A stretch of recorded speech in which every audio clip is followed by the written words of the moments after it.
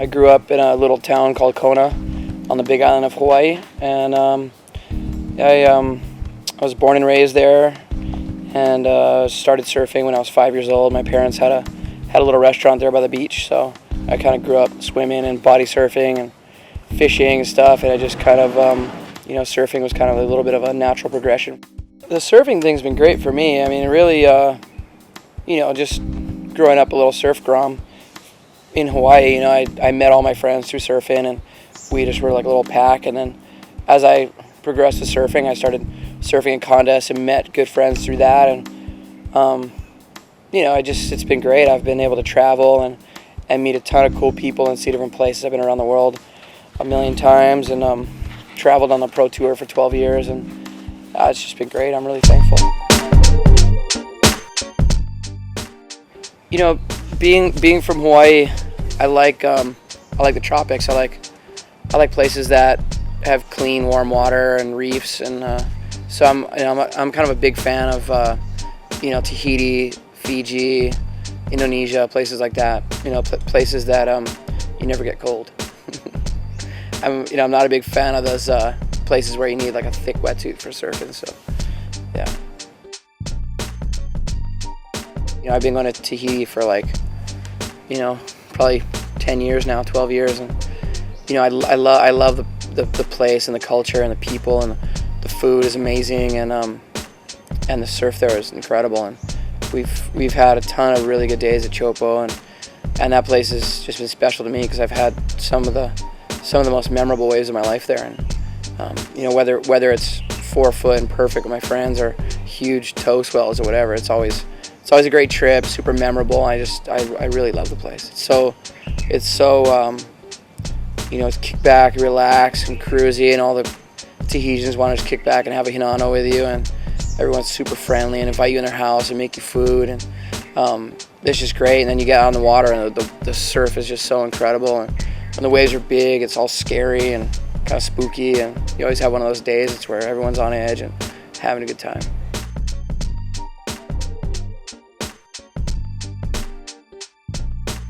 My favorite Teahupoo is probably when it's 4 to 5 feet. It's just, it's not life or death. It's really, you can go out there and just have a blast, and it's not so scary, but still really challenging. And you get to know the wave really well. You get to learn a lot, and it's just not so spooky. You can go out there and not be scared that you might, leave on a stretcher or something. When the waves are big there, it's just scary all the time. So it's fun as well, but there's just a lot of fear in there. So biggest wave I've ever caught, I don't know. Oh, there's a for the Double XL every year they have a kind of a panel of judges, and they judge like the biggest waves ridden of the year. And 2 years ago, last year or the year before, I was up for the biggest ride of the year, and I got second, I believe, that year. And I think they said my wave was like 68 foot or something like that. So I have no idea what that means, but yeah, 68 feet. 3 foot Hawaiian and 5 foot Australian is probably the same. Yeah, I don't know who came up with the 3 foot Hawaiian thing. I'm sure it just came from ego, just trying to say that it wasn't as big as it really was, to act like you're cooler than you really are. But I prefer, in Hawaii, if you go check the waves and the waves are head high, there's no way you can say it's 5 to 6 feet. Everyone's going to start grabbing their guns, But I try and go off the head high, double overhead, 3 feet overhead. That way, you're not confusing anybody. I did this WCT for about 12 years, and I did it for 12 years straight. There wasn't a year where I fell off the tour and tried to qualify or I didn't really take any time off. So it was really intense, and I had a blast. I was really competitive when I was young, and I was really excited about it, and I loved to compete, and it was exciting, all the contests and stuff, and then I got to a point where I just kind of got burnt out on it. I did it just too much, and I didn't really have any fire left competitively, and now it's cool. I mean, I quit surfing the tour, and so now I don't really surf contests at all, and man, I love it. I'm stoked. I get a lot more time at home. I got a lot more. My schedule's pretty wide open now. I can say, oh, I want to go to Fiji for 2 months, then I want to go to Bali for a month. I'm going to go on this boat trip, and oh, there's a big swell. They're going to go on to Tahiti. I can jump on that. And I got a lot more freedom now, and I surf much better waves now, and I feel like I'm surfing a lot better now. All those years that I was competing, I loved it. I had some of the best times of my life competing, and I loved it. I was super amped on it, and I had a blast. And then now I'm having the time of my life also. I can't really, I don't know which one's better. I think I'm happier now. It's much more relaxing, and like I said, I surf much better waves now all the time. And I feel like there's this certain type of surfers like guys like Mick Fanning and Kelly Slater and Andy Irons. Those guys can really step their game up competitively, and when I watch those guys surf in Iconics, they can surf their absolute best in a heat. I felt like I never really had that component. I never really could surf my absolute potential in heats, which kind of always bugged me, and so now I feel like I'm surfing my, all the way to my potential. I don't have to fit to a criteria. I don't have to try and worry about the time. I don't have to worry about getting a 7.5 and only having 3 minutes left. If I want, I can just go 1,000 miles an hour down the line and just do one big turn, and that makes me happy.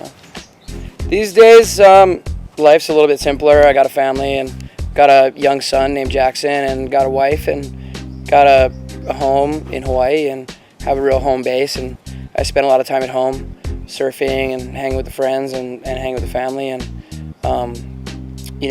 really just real happy. I go on a lot of surf trips.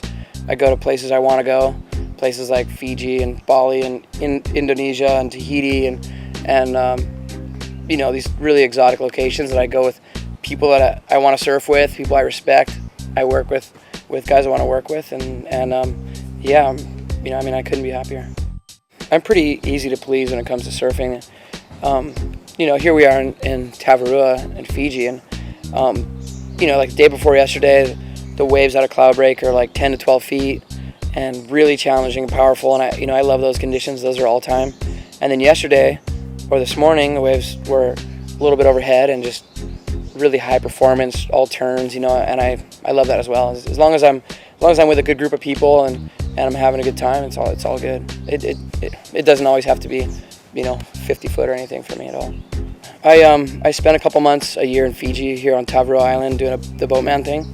So taking guest surfing, driving the boats, and making sure these guys have a good time.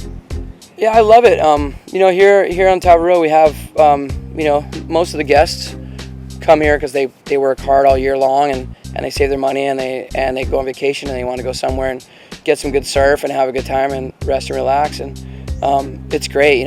Each week we get a good group of guys and girls, and it's a blast. I love taking people surfing. I love being on a CloudBreak and seeing someone who's maybe a little bit nervous and a little bit scared and a little bit out of their comfort level, and I'll see a perfect wave for them, and they're gonna paddle right over it, and I'll be like, go, this is the one, turn around and go, and they'll get the best wave of their life or the most amazing wave, and they'll be so pumped, paddle back out screaming and hooting and hollering, and that makes it insane for me. I mean, that's the whole reason I come. It's a great place to come and stuff, but that's for me, that's awesome.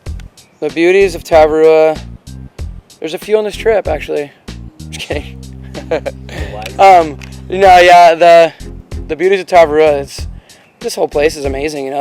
From the staff, all the Fijians are so cool, and the food's epic, and just everything's perfect about the place. The fishing, diving, snorkeling, surfing, the surf's perfect. Got 3 world-class breaks right here close to the island, and it's paradise for sure.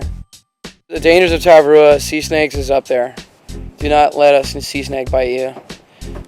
You'll be history. Besides that, definitely the reef. When you go surfing, the reefs here are really shallow. There's a lot of fire coral and a lot of sharp coral. Everyone gets chopped up around here, so it's definitely good to be a little conservative and err on the side of caution. Most of the groups that we get here, there's no pro surfers, and so it's kind of fun to when the waves turn on, and we do have a couple of pro surfer guys here. It's nice, because I get to see like really great surfing, and it pushes my level, and we had an amazing session out at restaurants the other day with Corey Lopez and Dingo and Ace, and it was a blast. It was the best I've seen restaurants in years, and it was just insane. I had a ball.